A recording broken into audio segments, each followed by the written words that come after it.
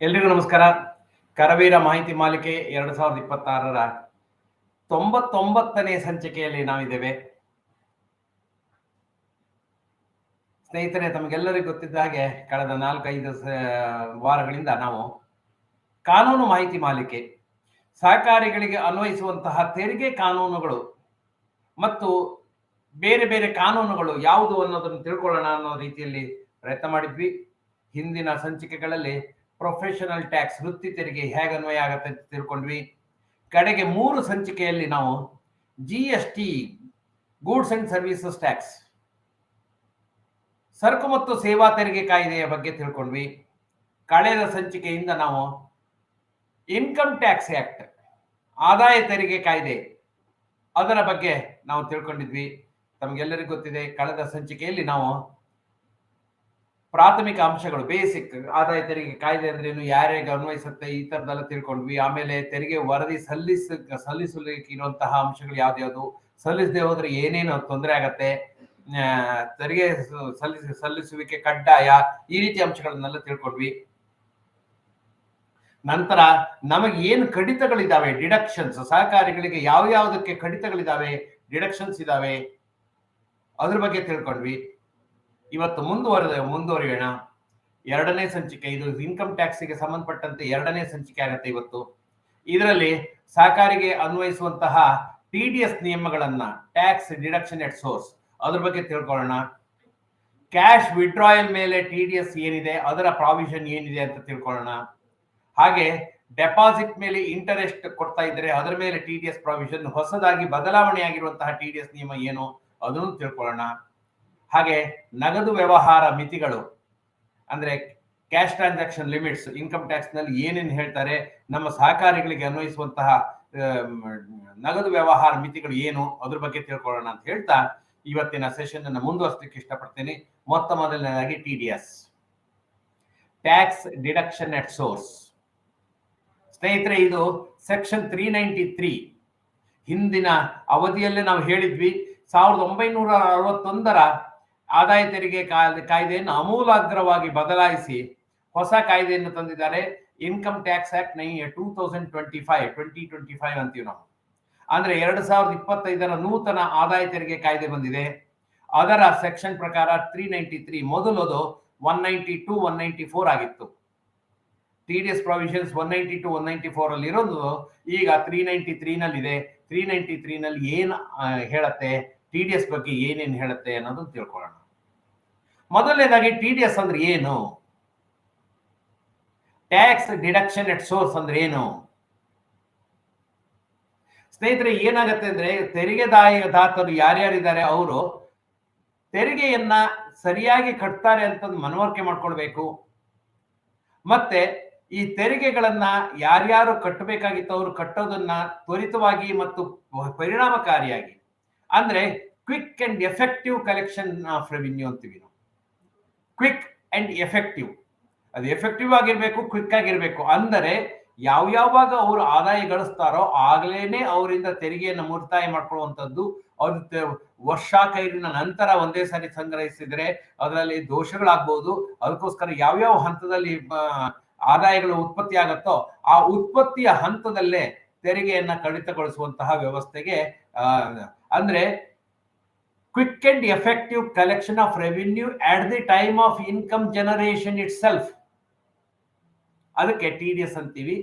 ಆದಾಯ ಉತ್ಪತ್ತಿ ಆಗುವ ಸಮಯದಲ್ಲೇ ಆ ಆದಾಯ ಗಳಿಸುವವನಿಂದ TDS ಟ್ಯಾಕ್ಸ್ ಅನ್ನ ಡಿಡಕ್ಷನ್ ಮಾಡಿ, ಸೋರ್ಸ್ ಅಲ್ಲೇ ಡಿಡಕ್ಷನ್ ಮಾಡಿ ಮೂಲದಲ್ಲಿ ತೆರಿಗೆ ಕಡಿತ, ಇದಕ್ಕೆ ಮೂಲದಲ್ಲಿ ತೆರಿಗೆ ಕಡಿತ ಮಾಡುವಂತಹ ಒಂದು ಏನು ವ್ಯವಸ್ಥೆ ಇದೆ ಅದಕ್ಕೆ TDS ಅಂತೀವಿ. ಹಾಗಾಗಿ ಇದಕ್ಕೆ ಮೂಲದಲ್ಲಿ ತೆರಿಗೆ ಕಡಿತ ಅಥವಾ TDS ಅಂದ್ರೆ ತೆರಿಗೆ ಆದಾಯ ಹುಟ್ಟುವಾಗಲೇ ಆ ತೆರಿಗೆಯನ್ನ ಕಡಿತಗೊಳಿಸಿ ಅದನ್ನ ಯಾರಿಗೆ ಪಾವತಿ ಮಾಡಬೇಕಾಗಿತ್ತು ಆ ಪಾವತಿಯನ್ನು ಮಾಡುವಂಥದ್ದು. ಈಗ ನನಗೆ ಆದಾಯ ಅಂದರೆ ಇನ್ನೊಬ್ಬರಿಗೆ ವೆಚ್ಚ. ಆ ನಿರ್ದಿಷ್ಟ ವೆಚ್ಚಗಳನ್ನ ಮಾಡುವಾಗ ಅವರು ಪಾವತಿ ಮಾಡೋಕ್ಕಿಂತ, ಈಗ ಸಪೋಸ್ ನನಗೆ ಯಾವುದೋ ಒಂದು ಆದಾಯ ಬರ್ತಾ ಇದೆ, ಆ ಆದಾಯ ನನಗೆ ಬರ್ತಾ ಇದೆ ಅಂದ್ರೆ ಇನ್ನೊಬ್ಬರಿಗೆ ವೆಚ್ಚ. ಅದು once income is another expenditure. Double entry system ಅಲ್ಲಿ ಗೊತ್ತಿರುವಂತದ್ದು, ಅದು ಯಾವತ್ತೂ ಇರುವಂತದ್ದು. ಒಬ್ರಿಗೆ ಜಮಾ ಆದ್ರೆ ಒಬ್ರಿಗೆ ಖರ್ಚಾಗಿರುತ್ತೆ. ಹಾಗೆ ಆ ವೆಚ್ಚ ಪಾವತಿಸುವವರು ಆ ಪಾವತಿ ಮಾಡುವಂತ ಮೊತ್ತದಲ್ಲಿ ಒಂದು ನಿರ್ದಿಷ್ಟ ದರ 2% ಇರ್ಬೋದು, 1% ಇರ್ಬೋದು, 10% ಇರ್ಬೋದು, ಮುಂದೆ ತಿಳಿಯೋಣ ನಾವು.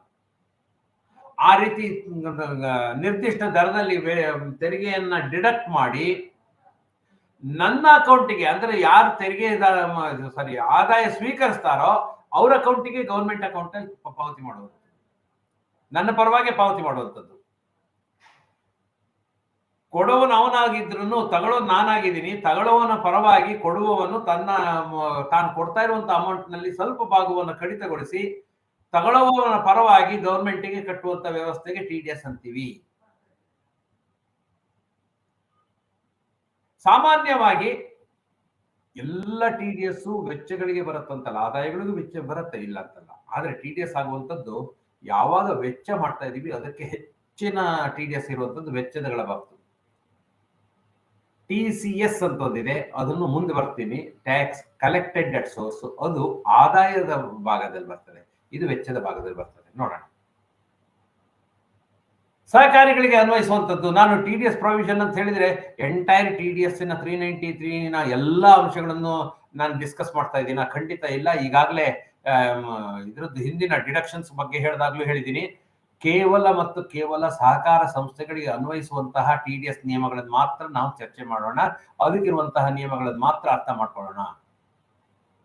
ಹಾಗಾದ್ರೆ ಸಹಕಾರಿಗಳಿಗೆ ಯಾವ್ದು ಅನ್ವಯಿಸುತ್ತೆ? ಮೊದಲನೇದಾಗಿ ಸಿಬ್ಬಂದಿಗಳಿಗೆ ವೇತನ ಪಾವತಿ, ಅದು ನಿರ್ದಿಷ್ಟ ಪಾವತಿ ಆಗತ್ತೆ. ಆವಾಗ ಅದಕ್ಕೆ ನಾವು TDS ಮಾಡಬೇಕಾಗತ್ತೆ. ಎಷ್ಟರ ಮಟ್ಟಿಗೆ, ಯಾವಾಗ ಅನ್ನೋದನ್ನು ತಿಳ್ಕೊಳ್ಳೋಣ. ಹಾಗೆ ಠೇವಣಿ ಮೇಲೆ ಬಡ್ಡಿ ಪಾವತಿ, ಅದು ಕೂಡ ನಿರ್ದಿಷ್ಟ ಪಾವತಿ, ಸ್ಪೆಸಿಫೈಡ್ ಎಕ್ಸ್ಪೆಂಡಿಚರ್. ಗುತ್ತಿಗೆದಾರನಿಗೆ, ಕಾಂಟ್ರಾಕ್ಟರ್ಗೆ ಪೇ ಮಾಡ್ತಾ ಇದ್ದೀವಿ ಪೇಮೆಂಟು, ಆಗ ಅದಕ್ಕೂ ಕೂಡ ಬರುತ್ತೆ. ಕಮಿಷನ್, ಯಾವುದೇ ಕಮಿಷನ್ ಪಾವತಿ ಮಾಡ್ತಾ ಇದ್ದೀವಿ ಅಂದ್ರೆ ಅದಕ್ಕೆ TDS ಮಾಡಿ ಕಟ್ಟಬೇಕಾಗತ್ತೆ ಕೆಲವೊಂದು ನಿರ್ದಿಷ್ಟ ಸನ್ನಿವೇಶಗಳಲ್ಲಿ. ಪಿಗ್ಮಿಯೋ ಸೇರಿದಂತೆ ಪಿಗ್ಮಿ ಏಜೆಂಟ್ರಿಗೆ ಕೊಡ್ತಾ ಇರುವಂತಹ ಕಮಿಷನ್ ಕೂಡ ಈ ಕಮಿಷನ್ ಇದರಲ್ಲಿ ಬರ್ತದೆ, ಡೆಫಿನಿಷನ್ ಅಲ್ಲಿ ಬರುತ್ತೆ. ಹಾಗಾಗಿ ಅವ್ರಿಗೆ ಕೂಡ TDS ಮಾಡಬೇಕು. ಸ್ಥಿರಾಸ್ತಿ ಚರಾಸ್ತಿಗಳ ಮೇಲಿನ ಬಾಡಿಗೆ ಪಾವತಿ, ರೆಂಟ್ ಕೊಡ್ತಾ ಇದ್ದೀವಿ ಅಂದ್ರೆ, ನಿಗದಿತ ಮೊತ್ತಕ್ಕಿಂತ ಹೆಚ್ಚಿನ ಬಾಡಿಗೆ ಕೊಡ್ತಾ ಇದ್ದೀವಿ ಅಂದ್ರೆ ಅದ್ರ ಮೇಲೆ TDS ಬರುತ್ತೆ. Professional fees, professional or technical fees ಅಂತೀವಿ. ತಾಂತ್ರಿಕ ಸೇವೆಗಳು ಅಥವಾ ವೃತ್ತಿಪರ ಸೇವೆಗಳ ಮೇಲೆ ಏನು ಪಾವತಿ ಮಾಡ್ತಾ ಇದ್ದೀವಿ ಅದಕ್ಕೆ TDS ಅನ್ವಯಿಸುತ್ತೆ. ಸಾಮಾನ್ಯವಾಗಿ ಇವಿದಿಷ್ಟು ಸಹಕಾರಿಗಳಿಗೆ ಅನ್ವಯಿಸುವಂತಹ TDS ಪ್ರಾವಧಾನಗಳು. ಒಂದೊಂದಾಗಿ ನೋಡ್ತಾ ಹೋಗೋಣ. ವೇತನ ಮೊದಲು 192 ಅನ್ನೋ ಸೆಕ್ಷನ್ ಅಲ್ಲಿ ಇತ್ತು, ಈಗ 392 ಆಗಿದೆ ಹೊಸ ಇನ್ಕಮ್ ಟ್ಯಾಕ್ಸ್ ಆಕ್ಟ್ ಅಲ್ಲಿ.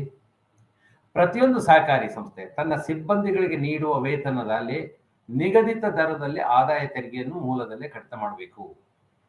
ಯಾವಾಗ ನಿರ್ದಿಷ್ಟ ಮಿತಿ ಇದೆ, ತೆರಿಗೆದಾಯಕ ಕನಿಷ್ಠ ಮಿತಿಗಿಂತ ಕಡಿಮೆ ಇದ್ದರೆ ಅಂತವರಿಗೆ ವೇತನದಲ್ಲಿ ಕಡಿತ ಮಾಡೋ ಅಗತ್ಯ ಇಲ್ಲ. ಆ ಮಿತಿಗಿಂತ ಜಾಸ್ತಿ ಆದರೆ ವೇತನದಲ್ಲಿ ಕೂಡ ತೆರಿಗೆ ಕಡಿತ ಮಾಡುವಂತಹ ಪ್ರಸಂಗ ಬರ್ತದೆ. ಆ ಮಿತಿ ಏನು ನೋಡೋಣ. ಮಿತಿ ಮತ್ತು ದರಗಳನ್ನ ಟ್ಯಾಬ್ಯುಲೇಷನ್ ಫಾರ್ಮ್ ಅಲ್ಲಿ, ಅಂದ್ರೆ ಟೇಬಲ್ ಫಾರ್ಮ್ ಅಲ್ಲಿ ಒಂದು ಕೋಷ್ಟಕದ ರೀತಿಯಲ್ಲಿ ನಾನು ಕೊಡ್ತಾ ಇದ್ದೀನಿ ಮುಂದೆ.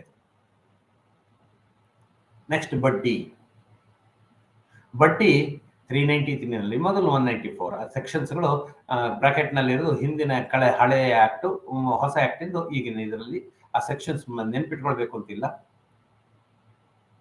ಠೇವಣಿಗಳ ಮೇಲಿನ ಬಡ್ಡಿ, ಯಾವುದೇ ಒಂದು ಆರ್ಥಿಕ ವರ್ಷದಲ್ಲಿ ನೀವು ಕೊಡ್ತಾ ಇರುವಂತಹ ಬಡ್ಡಿ 10,000ಕ್ಕಿಂತ ಜಾಸ್ತಿ ಇದ್ದಲ್ಲಿ ಬಡ್ಡಿಯ ಮೇಲೆ ನಿರ್ದಿಷ್ಟ ದರದಲ್ಲಿ ನಾವು ಮೂಲದಲ್ಲಿ ಆದಾಯ ತೆರಿಗೆ ಕಡಿತ ಮಾಡಿ ಪಾವತಿ ಮಾಡಬೇಕು.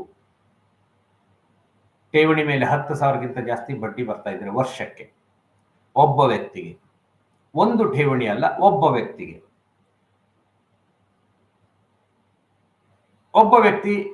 ಒಂದು 40-45 ಸಾವಿರ ರೂಪಾಯಿ ಅವನ ಇಂಟ್ರೆಸ್ಟ್ ಬರ್ತಾ ಇದೆ, 10,000ಕ್ಕಿಂತ ಜಾಸ್ತಿ ಇದೆ, ಆಗ ಮೂಲದಲ್ಲಿ ತೆರಿಗೆ ಕಡಿತ ಮಾಡಿ ಒಂದು ವರ್ಷದಲ್ಲಿ ಅವನಿಗೆ ಕೊಡುವಂತಹ ಪಾವತಿಗಳು ಅಷ್ಟಿದ್ರೆ ನಾವು ಕೊಡ್ಬೇಕಾಗತ್ತೆ, ತೆರಿಗೆ ಕಡಿತ ಮಾಡಿ ಕೊಡ್ಬೇಕು. ಆದ್ರೆ ಸಹಕಾರ ಸಂಸ್ಥೆಗಳಿಗೆ ಒಂದು ಸಣ್ಣ ಅಲ್ಲ ದೊಡ್ಡ ಉಪಕಾರ ಏನಿದೆ ಅಂದ್ರೆ ಇದರಲ್ಲಿ ಒಂದು ವಿನಾಯಿತಿ ಇದೆ. ಯಾವುದು? ಸದಸ್ಯನಾಗಿದ್ದಲ್ಲಿ ಯಾವುದೇ ಸದಸ್ಯನ ನಮ್ಮಲ್ಲಿ ಸಹಕಾರಿ ಸಂಘದಲ್ಲಿ ಹೊಂದಿರುವ ಯಾವುದೇ ಠೇವಣಿ ಮೇಲೆ ಎಷ್ಟೇ ಮೊತ್ತದ ಬಡ್ಡಿ ಬಂದಿರಲಿ ಕಡಿತ ಮಾಡಿ ಪಾವತಿ ಮಾಡಬೇಕಾದ ಅಗತ್ಯ ಇಲ್ಲ. ಸದಸ್ಯನು, ನಾನು ಹಿಂದೊಮ್ಮೆ ಹೇಳಿದ್ದೆ, ಹಿಂದೆ ಸದಸ್ಯತ್ವದ ಬಗ್ಗೆ ಹೇಳುವಾಗ, ಸದಸ್ಯರೊಂದಿಗೆ ವ್ಯವಹಾರ ಮಾಡಿದರೆ ನಮಗೆ 5 ರೀತಿಯ ಅನುಕೂಲಗಳಿದಾವೆ ಅಂತ. ಅದರಲ್ಲಿ ಇದು ಒಂದು. ಸದಸ್ಯನೊಂದಿಗೆ ವ್ಯವಹಾರ ಮಾಡಿದರೆ ನಮಗೆ ಠೇವಣಿ ಮೇಲೆ ಬಡ್ಡಿ ಕೊಡೋ ಅಗತ್ಯ ಇರೋದಿಲ್ಲ. ಬಡ್ಡಿಗೆ TDS ಮಾಡೋ ಅಗತ್ಯ ಇರೋದಿಲ್ಲ. ಹಾಗಾಗಿ ಸದಸ್ಯನ ಮಾಡ್ಕೊಳ್ಬೇಕು. ಬೇರೆ ಬೇರೆ ಆಯಾಮಗಳು 5 ಬೆನಿಫಿಟ್ ಹೇಳಿದ್ದೆ ನಾನು, ನೆನಪಿರ್ಬೋದು ಸದಸ್ಯತ್ವದ ಹೇಳುವಾಗ. ಯಾಕೆ ಸದಸ್ಯರು ಮಾಡ್ಕೊಳ್ಬೇಕು, ಸದಸ್ಯರು ಮಾಡ್ಕೊಳ್ದೇ ಹೋದ್ರೆ ಏನೇನು ತೊಂದರೆ ಆಗತ್ತೆ, ಸದಸ್ಯರು ಮಾಡ್ಕೊಂಡ್ರೆ ಏನೇನು ಅನುಕೂಲಗಳಿದೆ ಅಂತ ಹೇಳುವಾಗ ನಾನು ಈ ವಿಷಯವನ್ನು ಹೇಳಿದ್ದೆ. ಅದರಲ್ಲಿ ಅವರು ಇಡುವಂತಹ ಸಹಕಾರ ಸಂಘಗಳಲ್ಲಿ ಸದಸ್ಯರು ಹೊಂದಿರುವಂತಹ ಠೇವಣಿಗಳ ಮೇಲೆ ಎಷ್ಟೇ ಬಡ್ಡಿ ಬಂದಿರಲಿ ಅದನ್ನ 393ನಲ್ಲಿ ಆದಾಯ ತೆರಿಗೆ ಕಡಿತ ಮಾಡದೆ ಪಾವತಿಸಬಹುದು ಅಂತ ಹೇಳಿದ್ದೆ. ಹಾಗಾಗಿ ಇದನ್ನ ಈಗ, ಆದ್ರೆ ಎಷ್ಟೇ ಮೊತ್ತದ ಬಡ್ಡಿ ಬಂದಿರಲಿ ಅದನ್ನು ತೆರಿಗೆ ಕಡಿತ ಮಾಡದೆ ಪಾವತಿ ಮಾಡಬಹುದು. ಆದ್ರೆ 2020ರಲ್ಲಿ ಒಂದು ಬದಲಾವಣೆ ಮಾಡಿದೆ ಇತ್ತೀಚೆಗೆ. ಏನ್ ಮಾಡಿದ್ದಾರೆ, ಯಾವ್ದ್ಯಾವುದು ಸ್ಪೆಸಿಫೈಡ್ ಎಂಟಿಟೀಸ್ ಇದಾವೆ, ಅಂದ್ರೆ ನಿರ್ದಿಷ್ಟ ಸಂಸ್ಥೆಗಳು ಯಾವ್ದ್ಯಾವ್ದು ಇದಾವೆ, ಇದು ಸಹಕಾರಿ ಸಂಸ್ಥೆಗಳಿಗೊಂದೇ ಅಲ್ಲ, ಬೇರೆ ಬೇರೆ ಸಂಸ್ಥೆಗಳಿಗೂ ಅನ್ವಯಿಸುತ್ತೆ. ಆದ್ರೆ ಸಹಕಾರಿ ಸಂಸ್ಥೆಗಳಿಗೆ 50 ಕೋಟಿಗಿಂತ ಹೆಚ್ಚು ಹಿಂದಿನ ವರ್ಷ ವ್ಯವಹಾರ ನಡೆಸಿದ್ರೆ ಆ ಸಂಸ್ಥೆಗೆ ನಾನು ಹಿಂದೆ ಹೇಳಿದಂತಹ ವಿನಾಯಿತಿ ಇರೋದಿಲ್ಲ. ಅಂದರೆ ಅವು ದೊಡ್ಡ ಸಂಸ್ಥೆಗಳು ಅಂತ. ದೊಡ್ಡ ಸಂಸ್ಥೆಗಳಿಗೆ ಈ ವಿನಾಯಿತಿಯನ್ನ ತೆಗೆದಿದ್ದೀವಿ. 2026 ಫೈನಾನ್ಸ್ ಆಕ್ಟ್, ಆರ್ಥಿಕ ವರ್ಷ 20ರಲ್ಲಿ ಬಂದಿರುವಂತದ್ದು ಒಂದು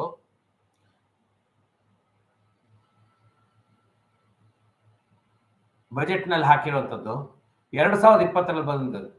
ಹಿಂದಿನ ವರ್ಷ, ಈಗ 2025-26 ನಾವು ಎಂಟ್ರಿ ಆಗ್ತಾ ಇದೀವಿ, ಅಥವಾ ಈಗ ಅಂತ ಅನ್ಕೊಂಡ್ರೆ 2024-25ರಲ್ಲಿ ನಮ್ದು ಹಿಂದಿನ ವರ್ಷ ಆಗತ್ತೆ. ಹಿಂದಿನ ವರ್ಷ ನಮ್ದು 50 ಕೋಟಿಗಿಂತ ಹೆಚ್ಚು ವ್ಯವಹಾರ ಇತ್ತು. ಹಾಗೇನಾದ್ರು ವ್ಯವಹಾರ ನಡೆಸಿದ್ದಾಗಿದ್ರೆ ಅಂತಹ ಸಂಸ್ಥೆಗಳಿಗೆ ನಾನು ಹಿಂದಿನ ಸ್ಲೈಡ್ ನಲ್ಲಿ ಹೇಳಿರುವಂತಹ ವಿನಾಯಿತಿ ಸಿಗೋದಿಲ್ಲ, ನೀವು ಡಿಡಕ್ಷನ್ ಮಾಡಬೇಕಾಗತ್ತೆ. ಆದರೆ ಸಹಕಾರ ಸಂಸ್ಥೆಗಳಿಗೆ ಫೈನಾನ್ಷಿಯಲ್ ಇನ್ಸ್ಟಿಟ್ಯೂಷನ್ಸ್ ಇಟ್ಟಿರುವಂತಹ ಒಂದು ಏನಿದೆ ಅಂದ್ರೆ 10,000 ಲಿಮಿಟ್ ಅಲ್ಲ, 40,000 ಲಿಮಿಟ್. ಹಿರಿಯ ನಾಗರಿಕರಾದ್ರೆ 50,000 ಲಿಮಿಟ್ ಅವರಿಗೆ ನೀವು ಬಡ್ಡಿ ಕೊಡ್ತಾ ಇದ್ರೆ ಅದಕ್ಕೆ ಮೀರಿದಲ್ಲಿ ಮಾತ್ರ ತೆರಿಗೆ ಕಡಿತ ಮಾಡಬೇಕು, ಇಲ್ಲದ್ರೆ ಬೇಕಾಗಿಲ್ಲ. ಈಗ ನನಗೆ 40,000 ರೂಪಾಯಿ ಒಳಗೆ, ನಾನು ಸೀನಿಯರ್ ಸಿಟಿಸನ್, ನನ್ಗೆ 60 ವರ್ಷ ಆಗಿದೆ, 45,000 ರೂಪಾಯಿ ಕೊಡ್ತಾ ಇದ್ದೀರಿ, TDS ಮಾಡೋ ಅಗತ್ಯ ಇಲ್ಲ. ಅದೇ 70,000 ರೂಪಾಯಿ ಕೊಡ್ತಾ ಇದ್ದೀರಿ, ಆಗ 60,000ಕ್ಕೆ ಮಾಡೋದ್ ಬೇಡ, 10,000ಕ್ಕೆ ಮಾತ್ರ ಮಾಡೋಣ, ಅಲ್ಲ 70,000ಕ್ಕೂ ಮಾಡ್ಬೇಕಾಗತ್ತೆ. ಅರ್ಥ ಮಾಡ್ಕೊಳ್ಳಿ, ಬೇಸಿಕ್ ಎಕ್ಸಂಪ್ಷನ್ ಅಲ್ಲ ಇದು. ಮತ್ತೆ 60,000 ರೂಪಾಯಿಗೆ ಇಲ್ಲಲ್ಲ ಸರ್, 50,000ಕ್ಕೆ ಇಲ್ಲಲ್ಲ ಸರ್, 50,000ದಿಂದ ನಂತರ ಇರೋದಕ್ಕೆ ಕೊಡ್ತೀವಿ. ನೋ, 50,000 ಸೇರಿಸಿದಂತೆ 70,000, 70,000ಕ್ಕೂ TDS ಮಾಡಬೇಕಾಗತ್ತೆ. ಇಲ್ಲಿ ವ್ಯವಹಾರ ಅಂತ ಒಂದು ಪದವನ್ನು ಉಪಯೋಗಿಸಿದ್ದಾರೆ. ಏನದು ವ್ಯವಹಾರ ಅಂದ್ರೆ? ವ್ಯವಹಾರದ ಮೊತ್ತ ಅಂದ್ರೆ ಏನು? ಅಲ್ಲಿ ಏನ್ ಹೇಳ್ತಾನೆ ಅಂದ್ರೆ, ವ್ಯವಹಾರದ ಮೊತ್ತ ಅಂತ ಹೇಳಿದ್ರೆ ಒಟ್ಟು ಮಾರಾಟ, ಸೊ ಟೋಟಲ್ ಸೇಲ್ಸ್, ಅಥವಾ ಆರ್ ಒಟ್ಟು ಜಮಾ, ಟೋಟಲ್ ರೆಸೀಟ್ಸ್, ಅಥವಾ ವಹಿವಾಟು. 3 ಪದಗಳನ್ನು ಹೇಳ್ತಾನೆ. ವಹಿವಾಟು ಅಥವಾ ಮಾರಾಟ ಅಥವಾ ಜಮಾ, ಈ 3 ಇದರಲ್ಲಿ ಯಾವುದೇ ಒಂದು ವ್ಯವಹಾರ ಇದು 50 ಲಕ್ಷಕ್ಕಿಂತ 50 ಕೋಟಿಗಿಂತ ಜಾಸ್ತಿ ಇದ್ದರೆ ನಾವು TDS ಮಾಡಬೇಕಾಗತ್ತೆ. ಯಾವುದು?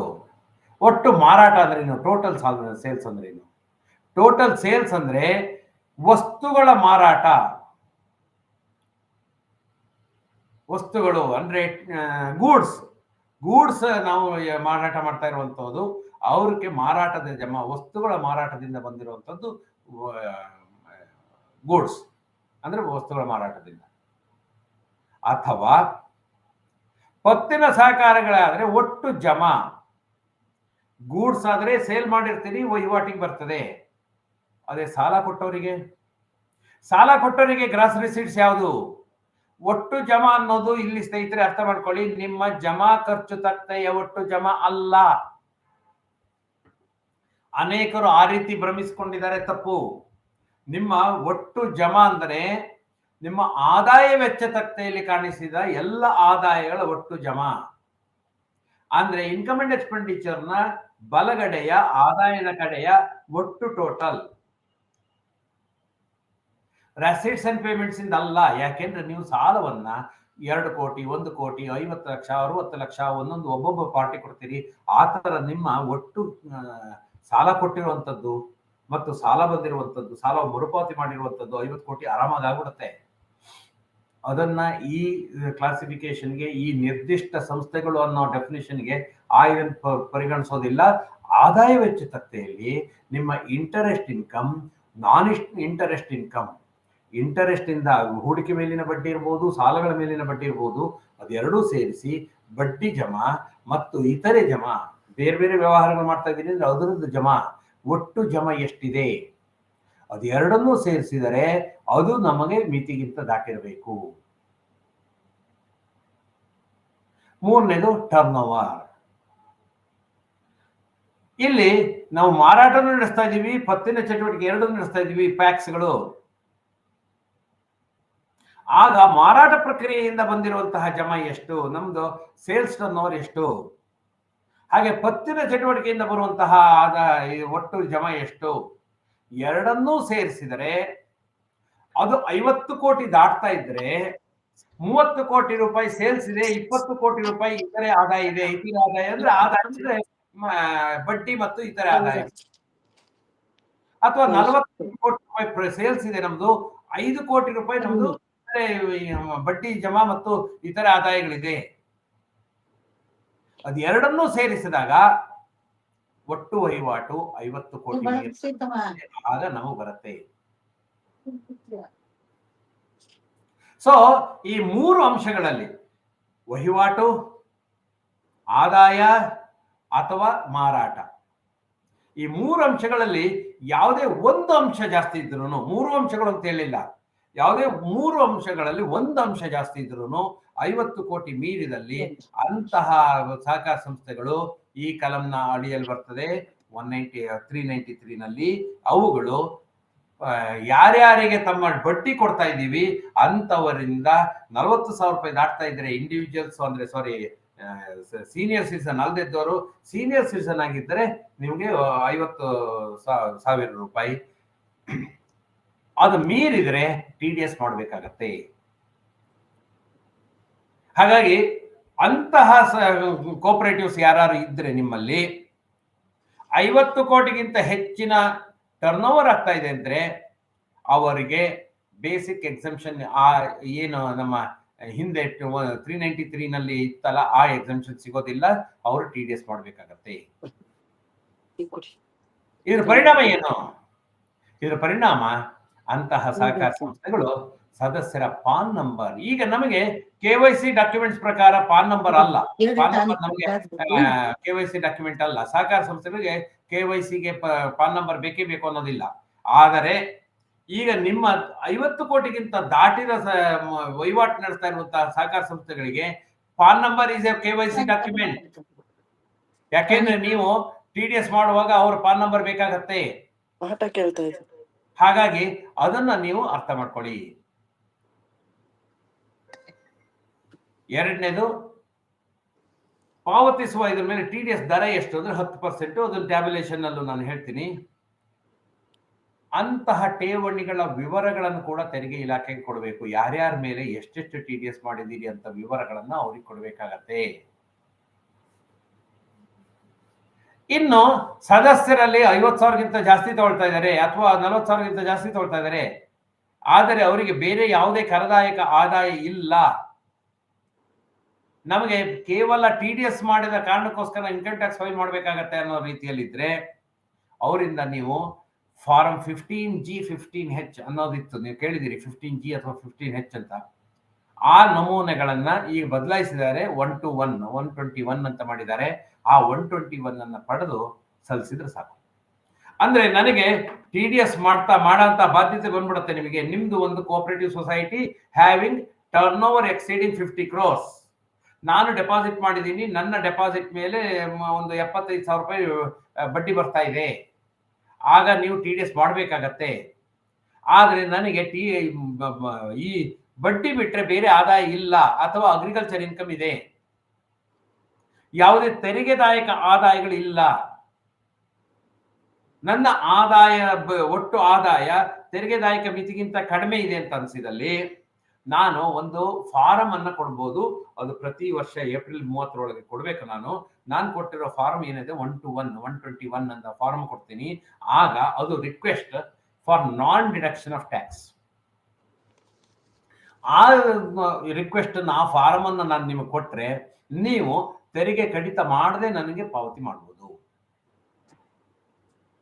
ಆದ್ರೆ ಆ ತೆರಿಗೆ ಕಡಿತ ಮಾಡದೇ ಇರ್ಲಿಕ್ಕೆ ಫಾರಂ 15G ಅಥವಾ 15H ಅಂತ ಏನ್ ಹೇಳಿದ್ವಿ ಹಿಂದಿಂದು, ಈಗ 121 ಆಗಿದೆ. ಅದು ಯಾರು ಎಷ್ಟು ಇದ್ರು ಇನ್ಕಮ್ ಇದ್ರೆ ಕೊಡಬಹುದಾ? ಇಲ್ಲ. ನನಗೆ ತೆರಿಗೆದಾಯಕ ಆದಾಯ ಇಲ್ಲ ಅನ್ನೋದನ್ನ ನಾನು ಘೋಷಣೆ ಮಾಡಬೇಕಾಗತ್ತೆ. ತಪ್ಪು ಘೋಷಣೆ ಮಾಡಿದರೆ ನನಗೆ ತುಂಬಾ ಗಂಭೀರವಾದ ಪರಿಣಾಮ ಆಗತ್ತೆ. ದಂಡ, ಮತ್ತು ಬಡ್ಡಿ ಎಲ್ಲ ಕಟ್ಟಬೇಕಾಗತ್ತೆ. ಹಾಗಾಗಿ ನಾನು ವಿಪರೀತ ಎಷ್ಟೇ ಆದಾಯ ಇದ್ರೂ ಫಾರ್ಮ್ 15G ಕೊಟ್ಬಿಡ್ತೀನಿ, 15H ಕೊಡ್ತೀನಿ, ಅದು ಬರೋದಿಲ್ಲ.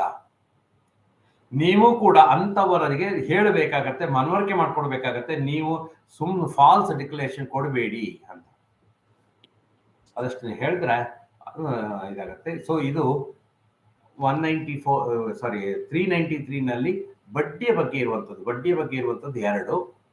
ಒಂದು, ಸದಸ್ಯರಿಗೆ ಕೊಡುವಂತಹ ಇಂಟರೆಸ್ಟ್ ಎಷ್ಟು ಇರಲಿ ಅವರಿಗೆ ತೆರಿಗೆ ಕಡಿತ ಮಾಡೋದು ಬೇಡ. ಯಾವಾಗ ನಿಮ್ಮ ಸಹಕಾರಿಯ ಹಿಂದಿನ ವರ್ಷದ ವಾರ್ಷಿಕ ವಹಿವಾಟು 50 ಕೋಟಿಗಿಂತ ಕಡಿಮೆ ಇದೆ. ವಹಿವಾಟು ಅಂದ್ರೆ ಏನೊಂದು ಅರ್ಥ ಮಾಡಿಸಿದ್ದೀನಿ. 50 ಕೋಟಿಗಿಂತ ಜಾಸ್ತಿ ಇದ್ದರೆ ನೀವು TDS ಮಾಡಬೇಕಾಗತ್ತೆ. ಸೊ ಇದಿಷ್ಟು ಬಡ್ಡಿಯ ಮೇಲಿನ TDS. ಇನ್ನು 393 ಒಪ್ಪಂದ, ಕಾಂಟ್ರಾಕ್ಟ್. ಇದರಲ್ಲಿ ಏನೂ ಚೇಂಜ್ ಇಲ್ಲ. ಮೊದಲೇ ಕೂಡ ಇತ್ತು 194C ನಲ್ಲಿ. 194C ಏನಿತ್ತು ಅದನ್ನೇ ಈಗಲೂ ಮುಂದುವರಿಸಿದ್ದಾರೆ. ಒಮ್ಮೆ 30,000 ರೂಪಾಯಿ ಅಥವಾ ಒಂದು ವರ್ಷದಲ್ಲಿ 1 ಲಕ್ಷಕ್ಕಿಂತ ಹೆಚ್ಚು ಮೀರಿ ಹಣ ನೀಡುವಾಗ, ಯಾವುದೇ ಕಾಮಗಾರಿಗೆ ಸಂಬಂಧಪಟ್ಟಂಗೆ, ಗುತ್ತಿಗೆ, ಯಾವುದೇ ಕಾಂಟ್ರಾಕ್ಟ್, ಕಾರ್ಮಿಕ ಗುತ್ತಿಗೆ ಒಂದೇ ಅಲ್ಲ, ಯಾವುದೇ ಕಾಂಟ್ರಾಕ್ಟ್, ನೀವು ಕಾಂಟ್ರಾಕ್ಟ್ ಅಂತ ಹೇಳಿ ಕೊಟ್ಟಿದ್ದೀರಿ, ಯಾವುದೇ ಗುತ್ತಿಗೆ ಕೊಟ್ಟಿದ್ದೀರಿ, ಲೇಬರ್ ಕಾಂಟ್ರಾಕ್ಟ್ ಇರ್ಬೋದು, ಬಿಲ್ಡಿಂಗ್ ಕಾಂಟ್ರಾಕ್ಟ್ ಇರ್ಬೋದು, ವರ್ಕ್ಸ್ ಕಾಂಟ್ರಾಕ್ಟ್ ಇರ್ಬೋದು, ಬೇರೆ ಯಾವುದೇ ಕಾಂಟ್ರಾಕ್ಟ್ಗಳು, ಯಾವುದೇ ತರದ ಕಾಂಟ್ರಾಕ್ಟ್ಗಳನ್ನು ಕೊಟ್ಟಿದ್ದೀರಿ, ಅವನಿಗೆ ಕೊಡುವಂತಹ ನಿಮ್ಮ ಒಂದು ದೊಡ್ಡ ಸಂಸ್ಥೆ ಇದೆ, ನಿಮ್ಮಲ್ಲಿ ಎಂಪ್ಲಾಯೀಸ್ ಅನ್ನ ಕರ್ಕೊಂಡು ಹೋಗ್ಲಿಕ್ಕೆ ಒಂದು ಯಾವ್ದೊಂದು ಕಾರೋ ಅಥವಾ ಒಂದು ವ್ಯಾನೋ ಅಥವಾ ಬಸ್ಸೋ ನಿಗದಿ ಮಾಡಿದ್ದೀರಿ. ಅವರಿಗೆ ನೀವು 1 ಲಕ್ಷಕ್ಕಿಂತ ಹೆಚ್ಚು ಅಮೌಂಟ್ ಕೊಡ್ತೀರಿ ವರ್ಷಕ್ಕೆ. ಅದು ಕೂಡ ಕಾಂಟ್ರಾಕ್ಟ್. ಹಾಗೆ ಯಾವುದೇ ರೀತಿಯ ಕಾಂಟ್ರಾಕ್ಟ್ ಅಲ್ಲಿ ನೀವು 1 ಲಕ್ಷಕ್ಕಿಂತ ಹೆಚ್ಚು ಒಂದು ವರ್ಷದಲ್ಲಿ ಅಥವಾ ಒಮ್ಮೆ 30,000ಗಿಂತ ಜಾಸ್ತಿ ಕೊಡ್ತಾ ಇದ್ರೆ ಅವರಿಗೆ TDS ಮಾಡಬೇಕಾಗತ್ತೆ. ಇನ್ನು ಕಮಿಷನ್, ಒಂದು ವ್ಯಕ್ತಿಗೆ ವಾರ್ಷಿಕ 20,000ಗಿಂತ ಜಾಸ್ತಿ 20,000 rupees. ಹೋದ ವರ್ಷದವರೆಗೆ ನಿಮ್ಗೆಲ್ಲರಿಗೂ ಗೊತ್ತಿತ್ತು 15,000 ರೂಪಾಯಿ ಇದ್ರೆ TDS ಮಾಡಬೇಕಿತ್ತು. ಈಗ 20,000 ರೂಪಾಯಿಗೆ ಏರಿಸಿದ್ದಾರೆ. 20,000ಗಿಂತ ಹೆಚ್ಚು ವರ್ಷಕ್ಕೆ ಕಮಿಷನ್ ಕೊಡ್ತಾ ಇದ್ದೀರಿ ಅಂದ್ರೆ ನಿಗದಿತ ದರದಲ್ಲಿ ನೀವು ಆದಾಯ ತೆರಿಗೆಯನ್ನು ಮೂಲದಲ್ಲೇ ಕಡಿತ ಮಾಡಿಕೊಡ್ಬೇಕು. ಇದು ಎಲ್ಲಾ ರೀತಿಯ, ಯಾವುದೇ ರೀತಿಯ ಕಮಿಷನ್ ಅಥವಾ ದಲ್ಲಾಳಿ ಶುಲ್ಕ ಇರ್ಬೋದು. ನಿಮ್ಮಲ್ಲಿ ಪಿಗ್ಮಿ ಕಲೆಕ್ಟ್ ಮಾಡ್ತಾ ಇದ್ದಾರೆ, ಪಿಗ್ಮಿ ಏಜೆಂಟ್ಸ್ ಇದ್ದಾನೆ, ಒಬ್ಬ ಪಿಗ್ಮಿ ಏಜೆಂಟ್ಗೆ ವರ್ಷಕ್ಕೆ 20,000ಗಿಂತ ಜಾಸ್ತಿ ನೀವು ಕೊಡ್ತಾ ಇದ್ದೀರಿ. ಹಾಗಾದ್ರೆ ಕಮಿಷನ್ ನಲ್ಲಿ ನೀವು TDS ಮಾಡಿ ಕಟ್ಟಬೇಕು. ವರ್ಷಕ್ಕೆ, ವಾರ್ಷಿಕ ನಮ್ಮಲ್ಲಿ ಸರ್ 20,000ಗಿಂತ ಜಾಸ್ತಿ ತಿಂಗಳಿಗೆ ತಗೊಳ್ತಾರೆ ಸರ್, ಹಾಗಾದ್ರೆ ಕಟ್ ಮಾಡಲೇಬೇಕು. ಇಲ್ಲೇನು ಗೊಂದಲ ಇಲ್ಲ ಅನ್ಕೊಳ್ತೀನಿ. ಆಮೇಲೆ ಬಾಡಿಗೆ ಒಬ್ಬ ಮಾಲೀಕನಿಗೆ ನೀವು 10 ಬಿಲ್ಡಿಂಗ್ಗಳನ್ನು ತಗೊಂಡಿರ್ಬೋದು, ಆದರೆ ಯಾವುದೇ ಒಬ್ಬ ಮಾಲೀಕನಿಗೆ ಅವನ ಬಿಲ್ಡಿಂಗ್ಗಳು ಎಷ್ಟೇ ಇರಲಿ, ಅವನು ಒಂದು ಬಿಲ್ಡಿಂಗ್ ಇಲ್ಲಿ ಕೊಟ್ಟಿದ್ದಾನೆ ಸರ್, ಮುಂದೆ ಅವ್ರದ್ದೇ ಇನ್ನೊಂದು ಬಿಲ್ಡಿಂಗ್ ಇತ್ತು ಬ್ರಾಂಚಿಗೆ, ಅದನ್ನು ತಗೊಂಡಿದೀವಿ ಸರ್ ಅಂದ್ರೆ ಒಂದು ಬಿಲ್ಡಿಂಗಿಗೆ ಅಲ್ಲ, ಒಬ್ಬ ಮಾಲೀಕನಿಗೆ ತಿಂಗಳಿಗೆ 50,000ಗಿಂತ ಜಾಸ್ತಿ ಬಾಡಿಗೆ ಕೊಡ್ತಾ ಇದ್ರೆ ಅಂತಹ ಮೊಬೈಲ್ಗಿನ ಮೇಲೆ ನಿಗದಿತ ದರದಲ್ಲಿ ಆದಾಯವನ್ನು ಮೂಲದಲ್ಲೇ ತೆರಿಗೆ ಮಾಡಬೇಕು. TDS ಮೊದಲು 20,000 ಇತ್ತು ಮತ್ತು ವಾರ್ಷಿಕ 2,40,000 ಅಂತಿತ್ತು. ಈಗ ತಿಂಗಳಿಗೆ 50,000ಗಿಂತ ಯಾವುದೋ ಒಂದು ತಿಂಗಳಲ್ಲಿ 50,000 ದಾಟಿದೆ. ಸಪೋಸ್ ನಮ್ಗೆ ನಮ್ದು ಕಾಂಟ್ರಾಕ್ಟ್ ಹೆಂಗಿತ್ತು ಅಂದ್ರೆ ಜನವರಿ ಟು ಡಿಸೆಂಬರ್ ಇತ್ತು ಸರ್, ಡಿಸೆಂಬರ್ನವರೆಗೆ ನಮ್ದು 45,000 ಇತ್ತು, ಈಗ ನ್ಯಾಚುರಲ್ ಹೈಕ್ ಆಗಿ 51,000 ಆಗಿದೆ. ಅಥವಾ 48,000 ಇತ್ತು, 10% ಜಾಸ್ತಿ ಮಾಡಿದೀವಿ, 52,000 ಏನೋ ಚಿಲ್ಲರೆ ಆಗಿದೆ. ಯಾವಾಗ ಆಯ್ತು? ಜನವರಿಯಿಂದ ಆಯ್ತು. ಜನವರಿ, ಫೆಬ್ರವರಿ, ಮಾರ್ಚ್ ತಿಂಗಳಿಗೆ ನಾವು 50,000 ಜಾಸ್ತಿ ಕೊಟ್ಟಿವಿ. ಹಾಗಾದ್ರೆ ಜನವರಿ, ಫೆಬ್ರವರಿ, ಮಾರ್ಚ್ಗಳಿಗೆ ನೀವು ಅದನ್ನ ಹೆಚ್ಚಿಗೆ ಕೊಟ್ಟಿರೋದಕ್ಕೆ ಅದಕ್ಕೆ TDS ಮಾಡಿ ಕಟ್ಟಬೇಕು. ಸೊ ಯಾವುದೇ ಒಂದು ತಿಂಗಳಿನಲ್ಲಿ 50,000ಗಿಂತ ಜಾಸ್ತಿ ಕೊಟ್ರೆ ಒಬ್ಬ ಮಾಲೀಕನಿಗೆ ಆಗ ನಿಮಗೆ TDS ಬರ್ತದೆ. ಸರ್ ನಮ್ದೊಂದು ಪ್ರಾಪರ್ಟಿ ಇತ್ತು, ಅವರ ತಂದೆಯವರಿಂದ ಬಂದಿರೋದು ಮಕ್ಕಳು 4 ಜನಿಗೂ ಹಿಸೆ ಆಗಿದೆ ಅಂದ್ರೆ ಪ್ರಾಪರ್ಟಿ ಒಂದೇ ಇದೆ, 4 ಜನರಿಗೂ ಬೇರೆ ಬೇರೆಯಾಗಿ ನಾವು ಇದು ಮಾಡ್ಕೊಂಡಿದೀವಿ, ಜಂಟಿ ಮಾಲೀಕತ್ವದ ಒಂದು ಬಿಲ್ಡಿಂಗು. ನಿಮ್ಮ ಬಾಡಿಗೆ ಕರಾರಿನಲ್ಲಿ 80,000 ಬಾಡಿಗೆ ಅಂತ ನಿಗದಿಪಡಿಸ್ಕೊಂಡಿದ್ದೀರಿ, 80,000 ಒಬ್ಬರಿಗೆ ಕೊಡ್ತಾ ಇದ್ದೀರಿ, ಹಾಗಾದ್ರೆ ಡಿಡಕ್ಷನ್ ಮಾಡಿ. ಸರ್ 80,000 4 ಜನ ಮಕ್ಕಳಿಗೂ 20,000 ಅಂತ 4 ಜನಕ್ಕೆ ಕೊಡ್ತಾ ಇದ್ದೀವಿ, ಹಾಗಾದ್ರೆ ನೀವು ಡಿಡಕ್ಷನ್ ಮಾಡೋದು ಬೇಡ. ಸೊ ನಾನು ಸ್ಪಷ್ಟಪಡ್ತಾ ಇರುವಂತದ್ದು, ಒಂದು ಕಟ್ಟಡಕ್ಕೆ ನೀವು ಕೊಡ್ತಾ ಇರುವಂತಹ ಬಾಡಿಗೆ ಅದು ಸಂಬಂಧ ಇಲ್ಲ. ಒಬ್ಬ ವ್ಯಕ್ತಿಗೆ ಕೊಡುವಂತಹ ಬಾಡಿಗೆ 50,000ಗಿಂತ ಜಾಸ್ತಿ ಇದೆ ತಿಂಗಳಿಗೆ, ಹಾಗಾದ್ರೆ ಕೊಡಬೇಕು. ಇನ್ನು ವೃತ್ತಿಪರ ಅಥವಾ ತಾಂತ್ರಿಕ ಸೇವೆಗಳ ಶುಲ್ಕ, ಯಾವುದೇ ಪ್ರೊಫೆಷನಲ್ಸ್ಗೆ ವೃತ್ತಿಪರ ಶುಲ್ಕವನ್ನ ನೀವು ವಾರ್ಷಿಕ 30,000ಗಿಂತ ಜಾಸ್ತಿ ಕೊಡೋದಿದ್ರೆ TDS ಮಾಡಬೇಕಾಗಿತ್ತು, ಅದನ್ನ 50,000 ಏರಿಸಿದ್ದಾರೆ. ವರ್ಷಕ್ಕೆ 50,000ಗಿಂತ ಜಾಸ್ತಿ ನೀವು ವಾರ್ಷಿಕವಾಗಿ ಶುಲ್ಕವನ್ನ ಕೊಡ್ತಾ ಇದ್ದೀರಿ. ಲಾಯರ್ಗಳಿಗೆ ಫೀಸ್ ಕೊಡ್ತಾ ಇದ್ದೀರಿ, ಇಂಜಿನಿಯರ್ಗೆ ಫೀಸ್ ಕೊಡ್ತಾ ಇದ್ದೀರಿ, ನಿಮ್ಮ ಅಪ್ರೈಸರ್ಗೆ ಫೀಸ್ ಕೊಡ್ತೀರಿ. ಅವ್ರು ಯಾರಿಗೆ ಫೀಸ್ ಕೊಡುವಾಗ ಅದಕ್ಕೆ 50,000ಗಿಂತ ಜಾಸ್ತಿ ವರ್ಷಕ್ಕೆ ಕೊಡ್ತಾ ಇದ್ದೀರಿ ಅಂದ್ರೆ ಅವರಿಗೆ ಮೂಲದಲ್ಲಿ ತೆರಿಗೆ ಕಡಿತ ಮಾಡಬೇಕು. ವೃತ್ತಿಪರ ಸೇವೆ ಅಂದ್ರೆ ಲೀಗಲ್ ಸರ್ವಿಸ್ ಇರ್ಬೋದು, ಡಾಕ್ಟರ್ ಮೆಡಿಕಲ್ ಸರ್ವಿಸ್ ಇರ್ಬೋದು, ಎಂಜಿನಿಯರಿಂಗ್ ಇರ್ಬೋದು, ವಾಸ್ತುಶಿಲ್ಪ ಇರ್ಬೋದು, ಅಥವಾ ಲೆಕ್ಕ ಪರಿಶೋಧನೆ ಆಡಿಟರ್ಸ್ ಇರ್ಬೋದು, ಅಥವಾ ತಾಂತ್ರಿಕ ಟೆಕ್ನಿಕಲ್ ಸರ್ವಿಸಸ್ ಇರ್ಬೋದು, ಯಾವುದೇ ವೃತ್ತಿಗಳು ಇರ್ಬೋದು. ವೃತ್ತಿಯನ್ನ ಇದಕ್ಕೆ ಯಾರು ಕೊಡ್ತಾ ಇದ್ದೀರಿ ಅವರಿಗೆಲ್ಲರಿಗೂ 50,000ಗಿಂತ ಜಾಸ್ತಿ ಕೊಡ್ತಾ ಇದ್ರೆ ನೀವು TDS ಮಾಡ್ಬೇಕಾಗತ್ತೆ. ವರ್ಷಕ್ಕೆ 50,000. ಅದರಲ್ಲಿ ಅಪ್ರೈಸರ್ ಕೂಡ ಬರ್ತಾರೆ. ಅಪ್ರೈಸರ್ಗೆ ಕಮಿಷನ್ ಕೊಡೋದಿಲ್ಲ ನಾವು, ಅಪ್ರೈಸರ್ಗೆ ಕೊಡುವಂಥದ್ದು ಫೀಸು. ನೀವು ಕಮಿಷನ್ ಅನ್ನೋ ಲೆಕ್ಕದಲ್ಲಿ ಹೇಳ್ಬೋದು, ಸಾರಿ 2% ಕೊಡ್ತೀವಿ ಅಂತ ಲೆಕ್ಕಾಚಾರ ಹಾಕ್ಬೋದು, ಆದರೆ ಅದು ಅಪ್ರೈಸರ್ಗೆ ಕಮಿಷನ್ ಅಲ್ಲ. Is not an agent, is A paid professional. ಯಾರನ್ನಾದರೂ ನೀವು ಅಪ್ರೈಸರ್ ಆಗಿ ನೇಮಕ ಮಾಡ್ಕೊಳ್ಳಿಕ್ಕೆ ಬರೋದಿಲ್ಲ. He should be qualified in the sense ಯಾವುದೋ ಡಿಗ್ರಿ ತಗೊಂಡಿರ್ಬೇಕು ಅಂತಲ್ಲ, ಅವನಿಗೆ ಅಪ್ರೈಸರ್ ಮಾಡಿ ಅನುಭವ ಗೊತ್ತಿರ್ಬೇಕು. ಆ ಅನುಭವ ಇದ್ರೆ ಮಾತ್ರ ಅವನಿಗೆ ಪ್ರೊಫೆಷನಲ್ ಅಂತೀವಿ. ಪ್ರೊಫೆಷನಲ್ ಅನ್ಕೊಂಡು ಯಾವುದೋ ಯೂನಿವರ್ಸಿಟಿ ಡಿಗ್ರಿ ಇರಬೇಕು ಅಂತಲ್ಲ, ಡಿಗ್ರಿ ಇರಬೇಕಾಗಿಲ್ಲ, ಆದರೆ ವೃತ್ತಿ ಪರಿಣಿತರಾಗಿರಬೇಕು. ಅವರೆಲ್ಲ ಪ್ರೊಫೆಷನಲ್ಸ್ ಆಗ್ತಾರೆ. ಇದಿಷ್ಟು ನಮಗೆ ಅನ್ವಯಿಸುವಂತಹ ಕೆಲವು ನಿರ್ದಿಷ್ಟ ಸೇವೆಗಳು. ಇವುಗಳ ಮೇಲೆ ನಾವು ವಾರ್ಷಿಕವಾಗಿ ಆಯಾ ಲಿಮಿಟ್ಗಳನ್ನು ದಾಟಿದ ಮೊತ್ತ ಇದ್ರೆ ಅದರ ಮೇಲೆ TDS ಮಾಡ್ಕೊಳ್ಬೇಕಾಗತ್ತೆ. ಈಗ ಚಾರ್ಟ್, ಟ್ಯಾಕ್ಸ್ ರಿಡಕ್ಷನ್ ಏನೇನು ಚಾರ್ಟ್ ಇದೆ, ಇದು ಈಗ ನಾನು ಏನೇನು ಹೇಳಿದೆ ಅದಷ್ಟಕ್ಕೂ ಅನ್ವಯಿಸುವಂತಹ ದರಗಳು ಮತ್ತು ಲಿಮಿಟ್ಗಳು. ಸ್ಯಾಲರಿ 12 ಲಕ್ಷ ರೂಪಾಯಿವರೆಗೆ ಒಳಗಡೆ ಇದ್ರೆ ನೀವು ಡಿಡಕ್ಷನ್ ಮಾಡೋದು ಬೇಡ. 12 ಲಕ್ಷಕ್ಕಿಂತ ಜಾಸ್ತಿ ಇದ್ದರೆ ಅವರ ಸ್ಲ್ಯಾಬ್ ವೈಸ್ ಬರುತ್ತೆ, ಅಲ್ಲಿ ರೇಟ್ ಅನ್ನ ನಿಗದಿಪಡಿಸಲಿಲ್ಲ. ಯಾಕೆಂದ್ರೆ 10%, 20%, 30% 3 ದರಗಳಿರೋದು, ಅದನ್ನ ಆ ದರಗಳಲ್ಲಿ ಕೊಡ್ಬೇಕಾಗತ್ತೆ. ಅವ್ರಿಗೆ ಮಾತ್ರ ಸ್ಲ್ಯಾಬ್ ರೇಟ್ ಅಂತೀವಿ. ಹಾಗೆ ಇಂಟ್ರೆಸ್ಟ್ ಆನ್ ಡೆಪಾಸಿಟ್ಸ್, ಡೆಪಾಸಿಟ್ ಮೇಲೆ ಇಂಟ್ರೆಸ್ಟ್ ಇದ್ರೆ ಅದರ್ ದ್ಯಾನ್ ಬ್ಯಾಂಕ್ಸ್ ಇದ್ರೆ 10,000 ರೂಪಾಯಿ, ಸಹಕಾರಿ ಸಂಸ್ಥೆಗಳಾದ್ರೆ 40,000 ರೂಪಾಯಿ, ಸೀನಿಯರ್ ಸಿಟಿಸನ್ ಆದ್ರೆ 50,000 ರೂಪಾಯಿ. ಆಗ್ಲೇ ಹೇಳ್ತಾ ಇದ್ದೀನಿ, 10% rate of tax. Payment to contractors 30%. ಅವರಿಗೆ ಇಂಡಿವಿಜುವಲ್ ಅಥವಾ HUF ಗೆ ಕೊಟ್ಟಿದ್ದಾದ್ರೆ 1%, ಇಂಡಿವಿಜುವಲ್ ಅಲ್ಲದೆ ಕಂಪನಿಗಳು, LLPಗಳು ಅಥವಾ ಪಾರ್ಟ್ನರ್ಶಿಪ್ಗಳು ಇದ್ರೆ 2% ಕೊಡಬೇಕಾಗುತ್ತೆ. ಕಮಿಷನ್ 20,000 ರೂಪಾಯಿ ಬೇಸಿಕ್ ಲಿಮಿಟ್, 2% ದರ. ರೆಂಟ್ 50,000 ರೂಪಾಯಿ ಒಂದು ತಿಂಗಳಿಗೆ, ಅಂದ್ರೆ 6 ಲಕ್ಷ ರೂಪಾಯಿ ಒಂದು ವರ್ಷಕ್ಕೆ, 10% ತೆರಿಗೆ ದರ. ಪ್ರೊಫೆಷನಲ್ಸ್ ಆದ್ರೆ 50,000 ರೂಪಾಯಿ ಬೇಸಿಕ್ ಲಿಮಿಟ್, 10% ತೆರಿಗೆ ದರ.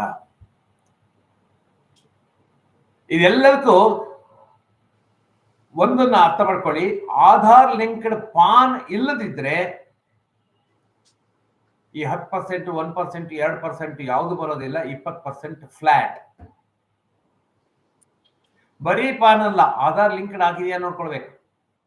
ಪಾನ್ ನಂಬರ್ ಕೊಟ್ಟಿದ್ದಾರೆ ಸರ್, ಹಾಗಾದ್ರೆ ನಾವು 2% ಮಾಡ್ಲಾ, 10% ಮಾಡ್ಲಾ? ಇಲ್ಲ, ಅದು ಆಧಾರ್ ಲಿಂಕ್ ಆಗಿದೆಯಾ ನೋಡ್ಕೊಳ್ಳಿ. ಆಧಾರ್ ಲಿಂಕ್ಡ್ ಪಾನ್ ಅಲ್ಲದೆ ಹೋದರೆ ನೀವು ಡಿಡಕ್ಟ್ ಮಾಡಿರೋ ಅಮೌಂಟು ಅವನ ಖಾತೆಗೆ ಹೋಗಿ ಏರಿ ಕೂತ್ಕೊಳ್ಳೋದಿಲ್ಲ. ಹಾಗಾಗಿ ಅದು ಗೌರ್ಮೆಂಟಿನ ಖಾತೆ ಹೋಗುತ್ತೆ, ಆದರೆ ನಿರ್ದಿಷ್ಟವಾಗಿ ಅವನ ಖಾತೆಗೆ ಏರಿಕೆ ಆಗೋದಿಲ್ಲ. ಅವನಿಗೆ TDS ಅನ್ನ ಕ್ಲೈಮ್ ಮಾಡ್ಲಿಕ್ಕೆ ಅಥವಾ ರಿಫಂಡ್ ಕ್ಲೈಮ್ ಮಾಡ್ಲಿಕ್ಕೆ ಬರೋದಿಲ್ಲ. ಹಾಗಾಗಿ ಆಧಾರ್ ಲಿಂಕ್ ಆಗಿದೆಯಾ ಪಾನ್? ಸರ್ ನಮಗೆ ಹೇಗೆ ಗೊತ್ತಾಗತ್ತೆ? ಪಾನ್ ನಿಮ್ಗೆ ತುಂಬಾ ಸಿಂಪಲ್ ಆಗೂ ಇದೆ, ವೆಬ್ಸೈಟ್ಗೆ ಹೋದ್ರು ಪಾನ್ ಲಿಂಕ್ ಆಗಿದೆ ಅಂತ ನೀವು ಹೇಳುತ್ತೆ ಅದು. ಹಾಗಾಗಿ ಅದನ್ನು ವೆರಿಫೈ ಮಾಡಿಸ್ಕೊಂಡು ತಗೊಳ್ಳಿ. ಈಗ ಯಾರ್ಯಾರಿಗೆ ತೆರಿಗೆ ಕಡಿತ ಮಾಡಬೇಕು ಅಂದ್ರೆ ಬಾಧ್ಯತೆಗಳು ಏನೇನಿದೆ? ಈಗ ತೆರಿಗೆ ಕಡಿತ ಮಾಡಬೇಕಾಗಿದೆ, ನಿಮಗೆ ಈ ಪ್ರಕರಣಗಳಲ್ಲಿ ಸಂಬಳ ಇರ್ಬೋದು, ಅಥವಾ ಬಡ್ಡಿ ಇರ್ಬೋದು, ಅಥವಾ ಕಮಿಷನ್ ಇರ್ಬೋದು, ಅಥವಾ ಪ್ರೊಫೆಷನಲ್ ಫೀಸ್ ಇರ್ಬೋದು, ಅಥವಾ ಬಾಡಿಗೆ ಇರ್ಬೋದು, ಈ ರೀತಿ ಏನೇನು ನಾವು ಡಿಸ್ಕಸ್ ಮಾಡಿದ್ವಿ, ಆ ಬಾಬ್ನಲ್ಲಿ ನಿಮ್ಮಲ್ಲಿ ಯಾವ್ದಾದ್ರು ಒಂದು ಕಡಿತ ಮಾಡುವಂತಹ ಬಾಧ್ಯತೆ ಇದೆ ಅಂದ್ರೆ ಮೊದಲನೇದಾಗಿ ಕಡಿತ ಮಾಡಬೇಕಾಗಿದೆ ಅಂದ್ರೆ ಖಂಡಿತ ಮಾಡಿದ ತೆರಿಗೆಯನ್ನ ಇನ್ ಟೈಮ್, ಈ ತಿಂಗಳ ಕಡಿತ ಮಾಡಿರೋದನ್ನ ಮುಂದಿನ ತಿಂಗಳ 7ನೇ ತಾರೀಕಿನ ಒಳಗಡೆಗೆ ನಾವು ಕೇಂದ್ರ ಸರ್ಕಾರಕ್ಕೆ ಅಂದ್ರೆ ಇನ್ಕಮ್ ಟ್ಯಾಕ್ಸ್ ಡಿಪಾರ್ಟ್ಮೆಂಟ್ಗೆ ಸಲ್ಲಿಸಬೇಕು, ಜಮಾ ಮಾಡಬೇಕು, ಅವರಿಗೆ ಕ್ರೆಡಿಟ್ ಕೊಡಬೇಕು. ಯಾವುದೇ ತಿಂಗಳಲ್ಲಿ, ಜುಲೈನಲ್ಲಿ ಮಾಡಿದೀವಿ, ಜುಲೈ 1ರಿಂದ 31ರವರೆಗೆ ಮಾಡಿರೋಂತಹ ಏನ್ ಡಿಡಕ್ಷನ್ಸ್ ಇದೆ ಅದಷ್ಟನ್ನು ಆಗಸ್ಟ್ 7ನೇ ತಾರೀಕಿನ ಒಳಗಡೆಗೆ ನೀವು ಪಾವತಿ ಮಾಡಬೇಕು. ತೆರಿಗೆ ಪಾವತಿಗೆ ವಿಳಂಬ ಮಾಡಬಾರ್ದು. ಆ ರೀತಿ ತೆರಿಗೆ ಕಡಿತ ಮಾಡಿರೋದನ್ನ 3 ತಿಂಗಳಿಗೊಮ್ಮೆ, ಕ್ವಾರ್ಟರ್ಲಿ, ಏಪ್ರಿಲ್, ಮೇ, ಜೂನ್ದು ಜುಲೈ ಒಳಗೆ, ಜುಲೈ, ಆಗಸ್ಟ್, ಸೆಪ್ಟೆಂಬರ್ದು ಅಕ್ಟೋಬರ್ನೊಳಗೆ, ಅಕ್ಟೋಬರ್, ನವೆಂಬರ್, ಡಿಸೆಂಬರ್ದು ಜನವರಿ ಒಳಗೆ, ಜನವರಿ, ಫೆಬ್ರವರಿ, ಮಾರ್ಚ್ ಇಂದು ಏಪ್ರಿಲ್ 30ರೊಳಗೆ ನೀವು ರಿಟರ್ನ್ಸ್ ಕೊಡಬೇಕು. ಏನು ಕ್ವಾರ್ಟರ್ಲಿ ಸ್ಟೇಟ್ಮೆಂಟ್ ಅನ್ನ ಫೈಲ್ ಮಾಡಬೇಕಾಗತ್ತೆ. ಹಾಗೆ ಯಾರಿಗೆ ಕಡಿತ ಮಾಡಿದಿರೋ ಅವರಿಗೊಂದು ಸರ್ಟಿಫಿಕೇಟ್ ಇಶ್ಯೂ ಮಾಡಬೇಕು. ಆ ಸರ್ಟಿಫಿಕೇಟ್ 130 ಅಥವಾ 131, ನಮೂನೆ 130 ಅಥವಾ 130 ಅಥವಾ 131. ಹಿಂದೆ 16A ಅಂತ ಕೊಡ್ತೀವಿ ನಾವು. 16 for salary, 16A for other than salary. ಇವಿಷ್ಟು ನಿಮ್ಮ deduct the tax, pay to the government, file the report, issue the certificate. ಇದು 4 ಯಾರಿಗೆ ಒಬ್ಬರಿಗೆ ಕಡಿತ ಮಾಡುವಂತಹ ಬಾಧ್ಯತೆ ಇದ್ದವರು ಮಾಡಲೇಬೇಕಾದಂತಹ 4 ಪ್ರಕ್ರಿಯೆಗಳು. 4ಅನ್ನೂ ಮಾಡಬೇಕು, ಯಾವುದನ್ನು ಒಂದನ್ನು ಬಿಡ್ತೀವಿ ಆಗೋದಿಲ್ಲ. ಅಕಸ್ಮಾತ್ ತಪ್ಪಿದ್ರೆ ಕಾಯ್ದೆಯಲ್ಲಿ ಏನ್ ನಿಗದಿ ಮಾಡುತ್ತಾರೋ ಆ ದಂಡವನ್ನ ಕಟ್ಟಬೇಕಾಗತ್ತೆ. ಸೊ ಇದು ಇನ್ನು TDS ಇದರಲ್ಲಿ ನೋಟಿಸ್ ಬರ್ತಾ ಇದೆ ಸರ್. TDS ಅಂದ್ರೆ ಸಾಮಾನ್ಯ ಏನ್ ಕಾರಣ ಇರ್ತದೆ? ನಾನು ಯಾವುದೋ ಒಂದು ಬಾಬ್ತು TDS ಮಾಡ್ಬೇಕಾಗಿತ್ತು, ಕಾಂಟ್ರಾಕ್ಟರ್ಸ್ಗೆ 30,000ಗಿಂತ ಜಾಸ್ತಿ ಪೇಮೆಂಟ್ ಮಾಡಿದೀನಿ, ಆದರೆ ನಾನು TDS ಮಾಡಿಲ್ಲ. ಅಥವಾ ಕಾಂಟ್ರಾಕ್ಟರ್ಸ್ಗೆ ಒಟ್ಟು ಪೇಮೆಂಟ್ 1 ಲಕ್ಷಕ್ಕಿಂತ ಜಾಸ್ತಿ ಇತ್ತು, ಪೇಮೆಂಟ್ ಮಾಡಿದೀನಿ, ಆದ್ರೆ TDS ಮಾಡಿಲ್ಲ. ಇನ್ನೊಟ್ಟು ಅದು ಸ್ನೇಹಿತರೆ, ನೀವು ಒಂದು ನೋಡ್ಕೊಳ್ಳಿ, ಇಲ್ಲಿ ಚೆಕ್ ಮೂಲಕ ಮಾಡಿದೀವಿ ಸರ್, ಎಕ್ಸಂಪ್ಷನ್ ಇದೆಯಾ? ಚೆಕ್ ಮೂಲಕ ಮಾಡಿ, ಕ್ಯಾಶ್ ಮೂಲಕ ಮಾಡಿ. ಕ್ಯಾಶ್ ಮೂಲಕ ಮಾಡ್ಲಿಕ್ಕೆ ನಿಮ್ಗೆ ಲಿಮಿಟ್ಗಳಿದೆ, ಅದನ್ನ ಮುಂದೆ ಬರ್ತೀನಿ ನಾನು, ಯಾವ್ದಾವ್ದನ್ನ ಮಾಡ್ಬೋದು ಯಾವ್ದಾವ್ದು ಮಾಡಬಾರ್ದು ಅಂತ.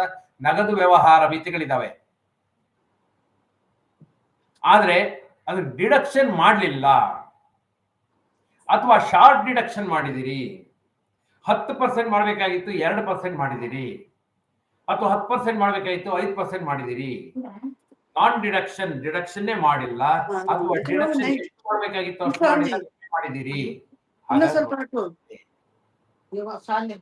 ಯಾರೋ ಒಬ್ರು ಸವಿತಾ ಮೇಡಮ್, ನೀವು ಒಂಚೂರು ಮ್ಯೂಟ್ ಮಾಡ್ಕೊಳ್ಳಿ, ನಿಮ್ಮನ್ನ ವಾಯ್ಸ್ ಬರ್ತಾ ಇದೆ ನಿಮ್ಮಿಂದ.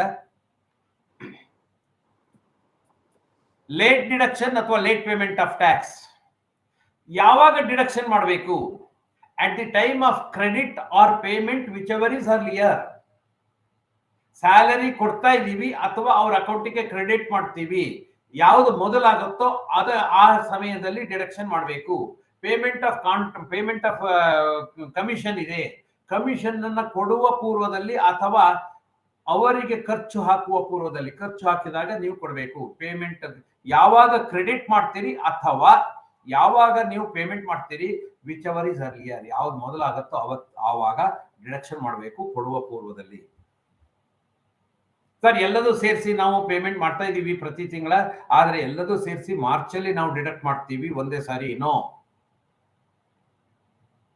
ಸಂಬಳ ಕೊಡ್ತಾ ಇದ್ದೀರಿ, ಸಂಬಳ ನಿಮಗೆ ಗೊತ್ತಿದೆ ಅದು 12 ಲಕ್ಷಕ್ಕಿಂತ ಜಾಸ್ತಿ ಆಗತ್ತೆ, ಪ್ರತಿ ತಿಂಗಳ ಡಿಡಕ್ಷನ್ ಮಾಡಬೇಕಾಗತ್ತೆ. ಕಮಿಷನ್ ಕೊಡ್ತಾ ಇದ್ದೀರಿ, ನಿಮಗೆ ಗೊತ್ತಿದೆ 20,000ಗಿಂತ ಜಾಸ್ತಿ ಇದೆ, ಪ್ರತಿ ತಿಂಗಳ ಕಮಿಷನ್. ಈಗ ಸಪೋಸ್ ಅವನು 10,000 ರೂಪಾಯಿ ಪ್ರತಿ ತಿಂಗಳ ತಗೊಳ್ತಾ ಇದ್ದಾನೆ, ಲಾಸ್ಟ್ 3 ತಿಂಗಳಲ್ಲಿ ಡಿಡಕ್ಟ್ ಮಾಡ್ತೀವಿ ಸರ್, ಜನವರಿ ಫೆಬ್ರವರಿ ಮಾರ್ಚ್ ಅಲ್ಲಿ ಎಲ್ಲದನ್ನು ಸೇರಿಸಿ. ನೋ, ಅಲ್ಲಿ ಲೇಟ್ ಡಿಡಕ್ಷನ್ ಆಗತ್ತೆ, ಅದಕ್ಕೆ ನೋಟಿಸ್ ಬರುತ್ತೆ. ಅಥವಾ late payment of tax, deduction ಕರೆಕ್ಟಾಗಿ ಮಾಡ್ಕೊಂಡಿದ್ದೀರಿ, ಪೇಮೆಂಟ್ ನೀವು ಮಾಡಲಿಕ್ಕೆ ಟೈಮ್ ಇರುವಂತದ್ದು ಏಪ್ರಿಲ್ ಇಂದ ಫೆಬ್ರವರಿವರೆಗೆ ಇರುವಂತದ್ದು ಮುಂದಿನ ತಿಂಗಳ 7ನೇ ತಾರೀಕಿನ ಒಳಗಡೆಗೆ. ಮಾರ್ಚ್ ತಿಂಗಳಿಗೆ ಮಾತ್ರ ಏಪ್ರಿಲ್ 30ರವರೆಗೆ ಟೈಮ್ ಇದೆ.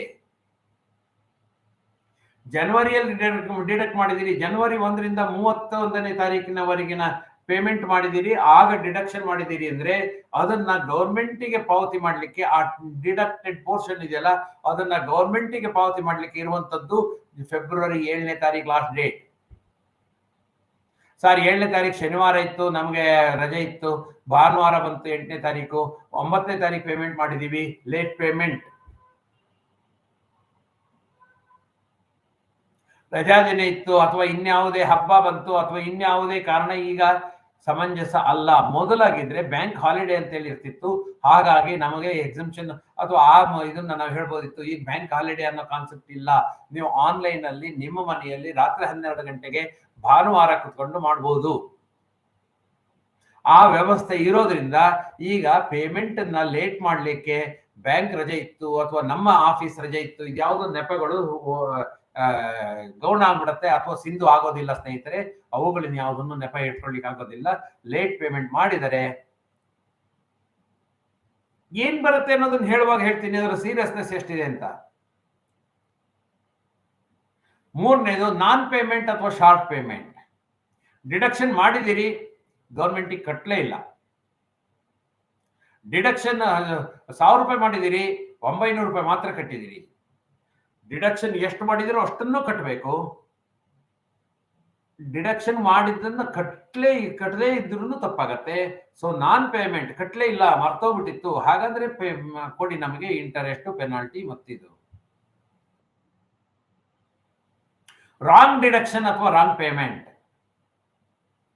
ಅವರಿಗೆ 2% ಡಿಡಕ್ಷನ್ ಮಾಡಬೇಕಾಗಿತ್ತು, ಅವರಿಗೆ ಕಮಿಷನ್ ಅಂತ ಕಟ್ ಮಾಡಬೇಕಾಗಿತ್ತು, ಆದರೆ ಸ್ಯಾಲರಿ ಅಂತ ಕಟ್ ಮಾಡಿದೀವಿ.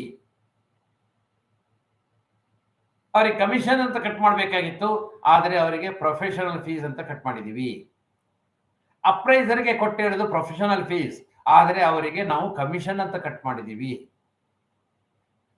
ರಾಂಗ್ ಡಿಡಕ್ಷನ್ ಅಥವಾ ರಾಂಗ್ ಪೇಮೆಂಟ್. ಗವರ್ಮೆಂಟಿಗೆ ಪೇಮೆಂಟ್ ಮಾಡುವಾಗ ಕಮಿಷನ್ ಅಂತ ಹೇಳೋದನ್ನ ಪ್ರೊಫೆಷನಲ್ ಫೀಸ್ ಅಂತ ಪೇಮೆಂಟ್ ಮಾಡಿದೀವಿ, ರಾಂಗ್ ಸೆಕ್ಷನ್ ಅಲ್ಲಿ ಕೊಟ್ಟಿದ್ದೀರಿ.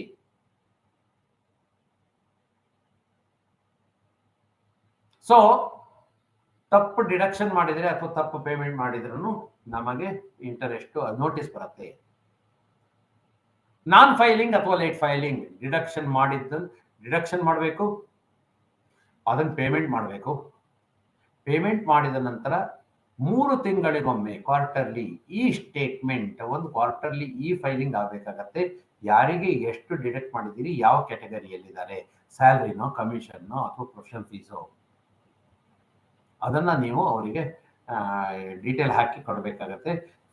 ಫೈಲೇ ಮಾಡಿಲ್ಲ ನೀವು, ವರ್ಷವಿಡೀ ಫೈಲ್ ಮಾಡಿಲ್ಲ ಅಥವಾ ಲೇಟ್ ಫೈಲಿಂಗ್ ಮಾಡಿದ್ದೀರಿ, ಯಾವತ್ತು ಫೈಲಿಂಗ್ ಪೇಮೆಂಟ್ ಆಫ್ ಟ್ಯಾಕ್ಸಿಗೆ 7 ದಿನಗಳಿದೆ, ಫೈಲಿಂಗಿಗೆ 3 ತಿಂಗಳ ಆದ ನಂತರ 20 ದಿನದೊಳಗಾಗಿ